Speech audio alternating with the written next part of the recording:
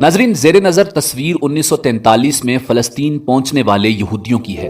جب Adolf Hitler نے یہودیوں کو تباہ و برباد کر کے جرمنی سے بھگایا تھا، اس وقت دنیا کا کوئی بھی ملک ان یہودیوں کو پناہ نہیں دے رہا تھا۔ امریکہ، فرانس، کیوبا، کینیڈا سمیت دیگر ممالک نے یہودی پناہ گزینوں سے کھچا کھچ بھرے ہوئے جہازوں کو واپس کر دیا تھا۔ بالآخر یہ اپنے بڑے بڑے جہازوں پر مرقوم تحریر "The German destroyed our families and home, don't you destroy our hopes" یعنی جرمنی نے ہمارے گھر بار اور اہل و عیال کو تباہ کر دیا، آپ ہماری امیدوں کو مت توڑنا، یہ اشتہار لگائے پناہ گزین بن کر فلسطین سے مدد لینے کے لیے آئے۔ انسانیت کی بنیاد پر فلسطین نے یہودیوں کو پناہ دے کر نئی زندگی بخشی اور انہیں اپنی زمین اور گھر بار دیے۔ یہی وہ صہیونی احسان فراموش پناہ گزین اسرائیلی یہودی ہیں جو اپنے محسن فلسطینیوں کو مار کر احسان کا بدلہ چکا رہے ہیں۔